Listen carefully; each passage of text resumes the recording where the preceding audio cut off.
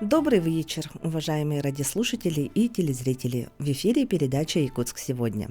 Она выходит одновременно на телеканале НВК Саха и на радио ТТИМ Саха Раджета. За режиссерским пультом Михаил Эверстов и Екатерина Голикова. У микрофона ведущая передачи Любовь Сыровацкая. Сегодня в передаче мы обсудим одну из самых актуальных тем для нашего города – жилищно-коммунальное хозяйство. С наступлением холодов проблемы ЖКХ становятся особенно заметными, и мы не можем обойти стороной недавние инциденты с разливами канализационных систем по нескольким адресам в нашем городе. Узнаем у наших гостей, какова истинная причина этих неприятностей, что вызывает множество вопросов у жителей города. Сегодня у нас в студии начальник департамента ЖКХ города Якутска Иван Юрьевич Нигнюров и руководитель жилкомсервиса Юрий Афанасьевич Спиридонов. Напомню, что мы работаем в прямом эфире, и вы можете задать интересующие вопросы нашим гостям по телефонам 32 00 66 32 11 66. Иван Юрьевич, добрый вечер. Начнем с вас. Расскажите нам, пожалуйста, как подготовлены наши коммунальные службы к зиме. К зимнему периоду прохождения отопительного сезона окружная администрация начинает готовиться, как говорится, загодя. Каждый год в мае мы готовим соответствующие распорядительные документы, и начинает работу наш муниципальный штаб по подготовке. Мы в работе штаба предусматриваем предоставление информации ресурсно-снабжающих организаций о их ремонтной программе, отрабатываем вопросы подготовки многоквартирных домов к отопительному сезону с обслуживающими организациями, управляющими компаниями. Ну и в целом, работа штаба в целом направлена на подготовку. Всего в городе более 2000 многоквартирных домов, и, соответственно, каждый из них нужно нам подготовить. В то же время, как я уже сказал, мы и ресурсников привлекаем. Конечно же, у нас и надзорные органы в этой части участвуют. В целом, эта работа многоаспектная, плановая, и к сентябрю месяца стараемся уже получить паспорт готовности. В текущем году мы получили паспорт готовности окружной администрации 17 октября. Фактически одними из первых по республике. Так можно справочно сказать, что остальные паспорта наши улусы и районы получили чуть попозже, кто-то буквально в ноябре месяце. В этой связи хочется, конечно же, коллегам, которые непосредственно участвовали в подготовке к отопительному сезону, выразить большую благодарность. Это действительно не самый легкий труд, но мы совместно справились и считаем, что город к прохождению зимнего отопительного сезона готов. В то же время тут следует отметить, что это коммунальная инфраструктура, и бывает у нас иногда сбои, как вы вначале сказали, где-то бывают разливы, аварийные ситуации, и тут можно сказать, что наши организации, которые ответственны за ликвидацию таких аварийных ситуаций, они в регламентные сроки все устраняют. В этой связи, конечно, хочется и жителей попросить быть немножко, скажем так, терпимей. Люди работают в экстремальных условиях. В целом мы можем сказать, что для комфортного прохождения отопительного сезона у нас город готов. Угу. Юрий Афанасьевич, недавние разливы канализационной системы, которые у нас вызвали большой такой ажиотаж в средствах массовой информации и в социальных сетях, да, с чем это было связано? Это плохое состояние труб или что это? Какова причина истинная? Здравствуйте, уважаемые зрители. Тут есть комплекс причин. Я хочу их сразу всех назвать. Во-первых, это, конечно же, аварийное состояние труб коммуникаций. Дело в том, что по центральной канализации предприятие работает первый год. То есть мы получили в этом году тариф, 1 июня начали работать по водоотведению центральной канализации. То есть от выпуска, как правило, до первого колодца. Провели обследование сетей данных сетей совместно с водоканалом и коллегами из ДЖКХ, и установили, что износ данных сетей составляет 84-90%. Это очень большой износ. Далее второй причиной является то, что сейчас межсезонье идет, когда температура наружная достигает минус 30 градусов, именно ночью, а где-то 80 сантиметров глубины, там температура вообще положительная. Соответственно, грунт играет, образовываются провисы, порывы и контрклоны. То есть, ну, это вот технические термины. Далее, самой главной причиной это, конечно, является в том, что у нас в городе очень много кафе, ресторанов, общепиты, которые все свои жиры пускают в канализацию. Так делать нельзя. Эти жиры остаются в трубе, соответственно, они уменьшают пропускную способность трубы. Далее некоторые жители в канализацию начинают совать памперсы, тряпку, одежду, бутылки, то есть предметы твердые, которые образовывают засоры. Соответственно, получается разлив, и нам необходимо вот кратчайшие сроки разлючить, то есть сварным аппаратом снять люк, найти засор и максимально короткий срок устранить его. То есть вот эти 4 основные причины. Вот буквально тогда, когда вот на Лермонтова 49 был разлив, было видео, по-моему, даже на вашем телеграм-канале, что прямо вытащили куртку целую. Такое тоже может быть? По данному адресу вытаскивали тряпки, ну, очень большого размера тряпки, также бутылки, и труба была на процентов 50-55 зажирена, то есть половина трубы была в жиру полностью. Там на Лермонтова 49, как вы все знаете, есть очень много кафе, очень много общепита, соответственно, они все жиры свои пускают в канализацию, жироуловители, естественно, они должны стоять, они не ставят, и вот, к сожалению, такая вот причина. Мы у коллег водоканала тоже поинтересовались периодичности таких ситуаций, но в прошлом году тоже, к сожалению, такие ситуации тоже были. А вот тогда вот предприятие общепита, есть тогда контролирующий орган, который должен постоянно, ну я не знаю, ходить, проверять, стоят у них вот жилоулавливатели или нет? По жироулавливателям есть вообще Санпин номер 2213, по которому есть правила эксплуатации канализации. И согласно нему, условно, там даже Роспотребнадзор имеет полное право проверять и требовать от этих кафе, ресторанов, общепитов, чтобы они ставили жилоуловители. То есть, насколько у нас много предприятий общепита, то есть мы постоянно находимся на пороховой бочке, можно так сказать? Да, то есть у нас уже формируется, скажем, ну, рейтинг, да, вот адресов, которые критические точки мы называем именно на производстве, по которым у нас часто поступают заявки и выезжает аварийная бригада. И там тенденция очень простая, это, как правило, вот рестораны, общепиты, вот ветка оттуда, которая идет, как правило, больше всего забивается. Ну и плюс к ним помогают очень наши жители, которые пускают в канализацию твердый предмет. Ну или тряпки. А административный штраф какой-то предусмотрен? Да, предусмотрен, но их поймать же очень сложно. То есть они, минуя выпуск, поступают в саму систему канализации и застревают между колодцами, либо до колодца. То есть это установить очень сложно. Ну а если вот, допустим, прийти с проверкой в предприятие общепита и установить, что у них нет вот, ну, вот нужных этих жироулавливателей, тогда они привлекаются к административной? Должны привлекаться, конечно. А штрафные санкции большие? Ну, я точно не могу сказать.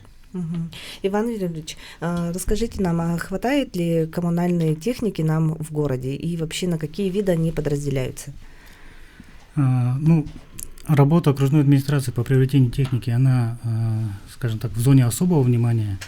Мы за текущий год, за последние 3 года приобрели 68 единиц техники для наших предприятий. Это Горсвет, Текудорстрой, Жилкомсервис,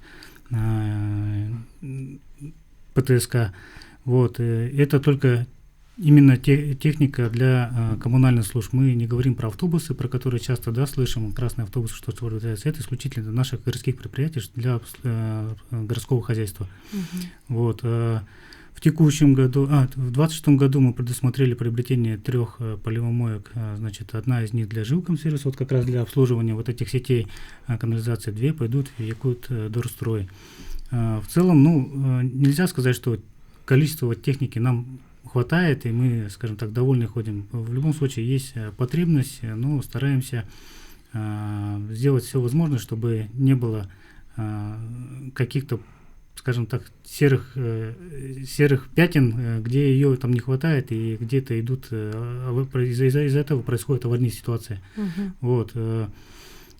Заявки от наших предприятий и организаций, они поступают, рассматриваются. Ну, в целом комплексно мы смотрим, где нам необходимо что еще сделать. Кроме того, вот у нас же еще, скажем так, новшество есть, ну как новшество, ему года 2, наверное, уже, да, мы уборку тротуаров передали в департамент по развитию территории, соответственно, они все эти мероприятия распределили через управы, и вот жители могут видеть, что техникой, малой техникой убираются тротуары, убираются придомовые территории, там небольшие бобкэты ездят, которые убирают, сметают пыль с тротуаров.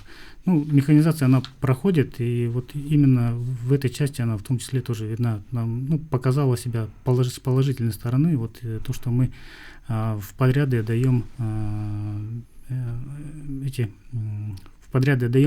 места для уборки территориальных органов управления в округах и пригородах. Угу.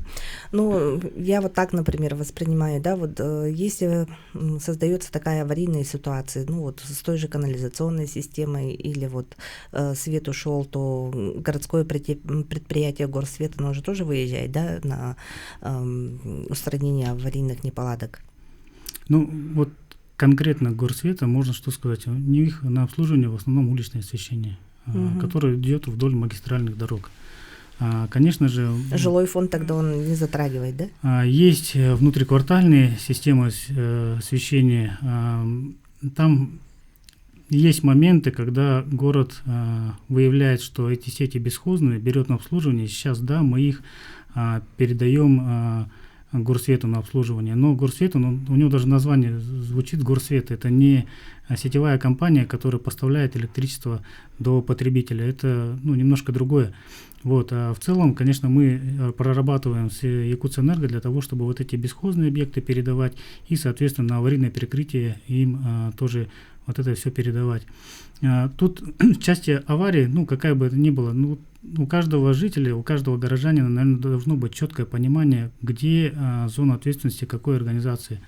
Очень часто мы видим, что на различных ресурсах жители спрашивают, а почему этот город не занимается, почему не устраняет. Но сами же жители в своих квитанциях, когда им приходят, они оплачивают ресурсно-снабжающие организации. Соответственно, кому не оплачивает, тот и несет бремя содержания, аварийного прикрытия, ну и так далее. Вот, простой пример, но у нас по большому счету там сейчас, потому что вот этих сетей у нас стало много, мы попросили наше муниципальное предприятие «Жилкомсервис» на той же канализации поработать, и коллеги защитили тариф, соответственно, сейчас там мы с водоканалом акты раздела границ должны утвердить и, соответственно, знать, кто за что отвечает, за какую линию, какая аварийная бригада должна приехать. В то же время, ну вот за отсутствие электроэнергии, тут надо с Якутсэнерго разговаривать, почему там случается и так далее. Вот буквально позавчера же случилась аварийная ситуация на Покровском тракте, тоже было много обращений, заявлений, и тут я в защиту, наверное, коллег с Якутсэнерго могу сказать, ну, по-простому объяснить, да, почему аварийная ситуация случается именно сейчас. В летний период мало же кто пользуется электричеством, да, на улице светло, белые ночи, ну и мы включаем, единственное, что разве что постоянно работает холодильник, чайник с кипятим, и, может быть, телевизор там фоново где-то работает. Однако же в зимний период у нас включено максимальное количество электроприборов, это значит мы включаем электроплиты там в той степи, где нет газа, какие-то теплые полы и так далее. Нагрузка растет на подстанции и бывает не выдерживает. Бывает у нас, к сожалению, еще подключения несанкционированные, тоже ведь большая нагрузка на сети. И в этой связи, да, сети не новые, они бывают выходят из строя, и коллеги должны оперативно в регламентные сроки устранить. И самый главный момент, вот это касается, мы не раз отмечали это, по частному жилому сектору Собственники на протяжении 24 часов обязаны себя сами обеспечить резервными источниками питания. Нужно почитать обязательно договор, заключенный с ресурсно-снабжающей организацией. Там этот пункт есть.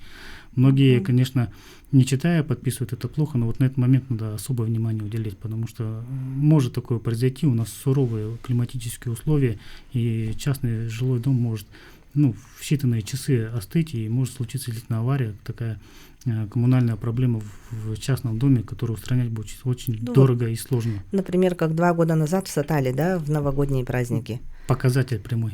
Угу. Вот. Но опять же, там же, вмешались вообще все структуры, включая и республиканские власти, и городские власти. И я помню, работали, не покладая рук, прямо несколько суток устраняли, в том числе и отопление. Именно так и было. Угу.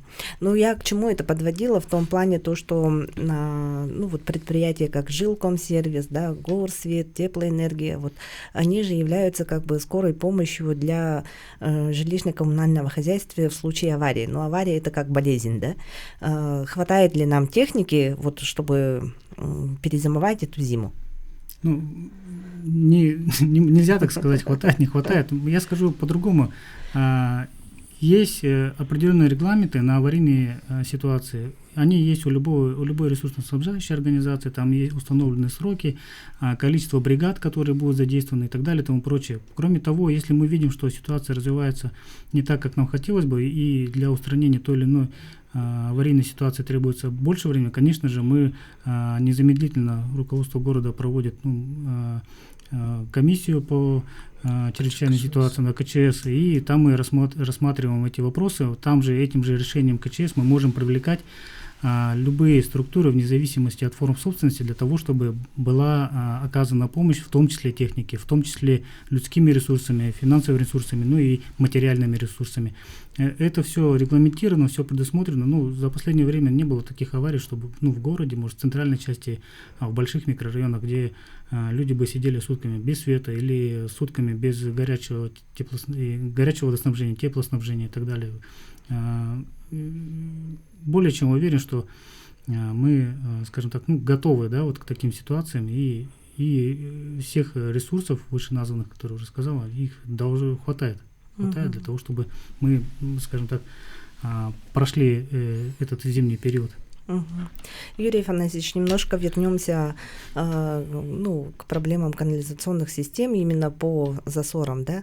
Давайте мы горожанам дадим какие-то рекомендации по правильному использованию канализации и чем, например, сами же горожане могут помочь в исправности канализационных систем и в поддержании в рабочем состоянии. На самом деле правила очень простые. То есть наше предприятие, наверное, единственное в республике, может даже и в России, которое занимается именно всеми видами канализации. Это у нас выгребные ямы, это вывозная канализация, септики и центральное водоотведение, это от выпуска до колодца.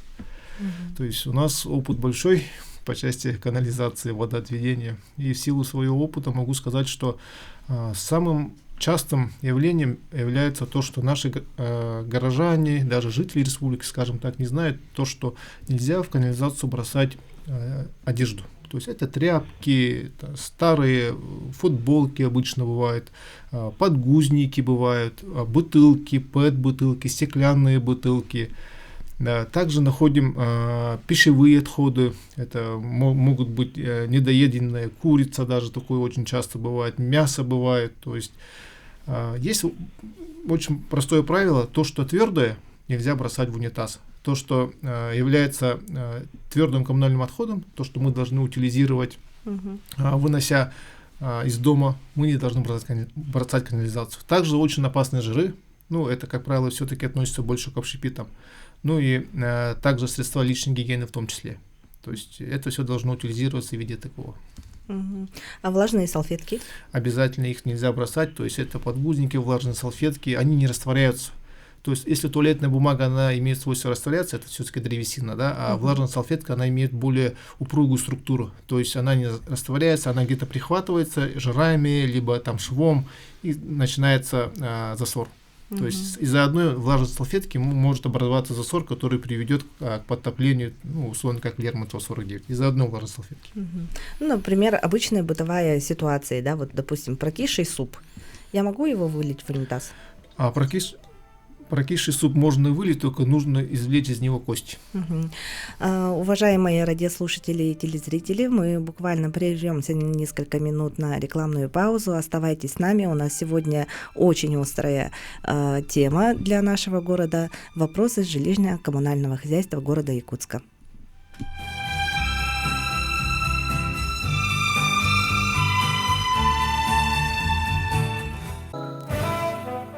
Уважаемые радиослушатели и телезрители, напоминаю, что в эфире телепередача «Якутск сегодня», и мы сегодня говорим о жилищно-коммунальном хозяйстве города Якутска. Напоминаю, что мы работаем в прямом эфире. Вы можете задать свои интересующие вопросы по нашим телефонам 32 00 66 и 32 11 66. Напомню, что у нас сегодня в гостях начальник департамента жилищно-коммунального хозяйства города Якутска Иван Юрьевич Нигнёров и руководитель Жилкомсервис Юрий Афанасьевич Спиридонов. До ухода на рекламную паузу мы говорили о рекомендациях и правилах использования канализационных сетей, да, в бытовых условиях. Мы решили, что суп прокисший можно вылить, но только оттуда вытащив кости. Да, совершенно верно. Самый бич – это влажные салфетки. Влажные салфетки, подгузники, тряпки. То есть это у нас есть рейтинг, можно даже музей открывать, наверное, скоро, что мы достаем. Достаем даже куртки, штаны, такое часто бывает, джинсы и так далее. Ну вот, меня очень сильно удивляет. Казалось бы, очень небольшое отверстие как бы канализации в унитазе, да, как можно туда куртку пропихнуть? Ну, как-то получается, видимо, у разных домов стояки разные, соответственно, при желании можно, оказывается. Ну вот я на своем примере года 4 или 5 назад у нас тоже был засор канализационной системы в нашем доме, и прямо я живу на первом этаже, и у нас там все поперло, короче. И бригада приехала, управляющие компании вытащили очень большого плюшевого зайца. Вот причина нашего засора была. Иван Юрьевич, какова роль профилактических работ в системе ЖКХ зимой? Ну, профилактические работы, они у нас проводятся и, скажем так, делятся на физические и, скажем, то, что мы проводим с управляющей компанией, с населениями, информирование, скажем так, да. Физические — это у нас ответственные структуры за тот или иной линейный объект, они, согласно графика, проводят осмотр на наличие течей, других аварийных ситуаций, фиксируют и, если выявляют, соответственно, проводятся мероприятия по ликвидации того или иного там, предупреждения, скажем так, аварии. Вот, это первое, что делают наши ответственные структуры. Ну, не наши, а в целом ответственные структуры. Далее мы говорим о том, что профилактика проводится, также среди населения. Вот, мы через управляющие компании пытаемся довести, вот как сейчас Юрий Иванович сказал, что нельзя делать, да. Это касается не только системы канализации. Вот как я еще выше сказал, вот в первой части нашей передачи, это касается обеспечения частного жилого сектора этими, как они правильно называются, там из головы вылетело, обеспечить себя приборами. Из головы вылетело. Бесперебойником. Бесперебойником, да, по-простому говоря, бесперебойником они должны себя обеспечить. Вот. Далее мы, конечно же, вот эта информационная работа, она ведется как через наши телеграм-каналы, через средства массовой информации. Мы пытаемся все это довести до, скажем так, до потребителя, чтобы человек понимал, что он должен сделать или, наоборот, чего он делать не должен, чтобы не случилось той или иной аварийной ситуации. Вот такую работу мы проводим, и очень бы хотелось, чтобы люди прислушались и проявили гражданскую ответственность и проводили или не проводили те или иные мероприятия, скажем так. Если кратко, то так. А насколько в части профилактики проводится проверка канализационных систем в городе Якутске? Насколько часто? Ну, это, наверное, возможно только в летний период, да? Давайте на этот вопрос отвечу я. По канализациям именно мы я предлагаю сделать разбивку. Это у нас септики, это самоточные наружные сети, да, мы их так называем, и подземные сети — это центральная канализация. Что касается септиков, мы в основном все работы делаем летом, так как, естественно, зимой они находятся в обмотке, там есть спутник, тепловой сопроводитель. Соответственно, летом мы их подготавливаем, делаем аварийные работы, проводим, если где надо участки заменить, капремонт делаем, соответственно, ну и обязательно опрессовка спутников. Что касается подземных сетей канализации, центрального водоотведения, то тут все намного сложнее. Дело в том, не то, что сложнее, это другая работа.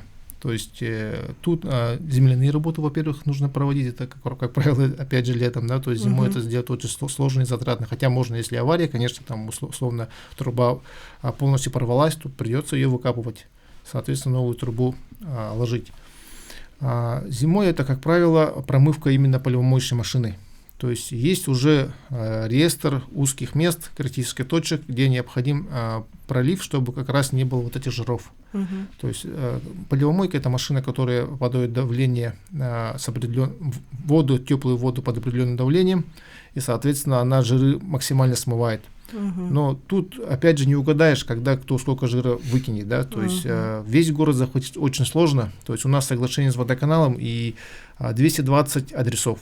То есть 23 километра сетей, но это не все сети. То есть если мы говорим про объемы в метрике, да, в городе ежедневно потребляет 60 тысяч кубов воды. То есть вода заходит и примерно столько же выходит. То есть водный баланс называется. В мире чуда нет, с неба там вода зимой не падает, как мы знаем, правильно? Соответственно, 60 тысяч кубов воды плюс со скважины нужно системе канализации отработать. И как раз-таки, чтобы не было таких засоров, нужно обязательно узкие места полевомойкой, если температура позволяет, то там до минус 20 канала промывочной машины промывать. Это, опять же, большие затраты. То есть, но, тем не менее, это надо делать. Необходимые меры. Обязательно. Ну, мы живем сейчас в 21 веке, где у нас инновации, технологии, да. Может быть, в системе жилищно-коммунального хозяйства города Якутска есть тоже применение инновационных технологий каких-то? Обязательно применяем, значит, и внедряем. Тут надо немножко пошире еще сказать. Окружная администрация сейчас в данный момент прорабатывает вопрос по открытию институционного центра, куда вся информация по городскому хозяйству, ну и по другим отраслям, скажем, по дорожному хозяйству, она будет стекаться. Сейчас в данный момент этот момент прорабатывается, закладываются определенные средства, чтобы у нас он заработал. Далее мы можем сказать, что сейчас активно ведется работа через Департамент цифрового развития, устанавливаются повсеместно по всему городу видеокамеры, которые в режиме реального времени передают обстановку на территории города. Мы сейчас очень активно работаем с экосетями на санитарных точках, так называемых проблемных. Мы тоже ставим камеры, где мы фиксируем нарушения, где, скажем так, нерадивые товарищи приезжают, вываливают груды строительного мусора, либо другого какого-то непредназначенного для санитарной точки мусора, складируют, и мы их выявляем, соответственно, привлекаем к административной ответственности, чтобы такого не повторялось. Это очень действенный механизм, и, в принципе, нагрузка на такие санитарные точки, она снижается после этого. Мы же, помимо этого, так немножко отойдя от темы, еще даем же гражданам возможность до 1,5 кубов на городской полигон абсолютно бесплатно завозить. Недавно была акция, мы по 3 куба, по-моему, разрешали, вне зависимости от форм собственности, там любое юридическое лицо могло завести 3 куба бесплатно. Это для того, чтобы разгрузить все санитарные точки в городе.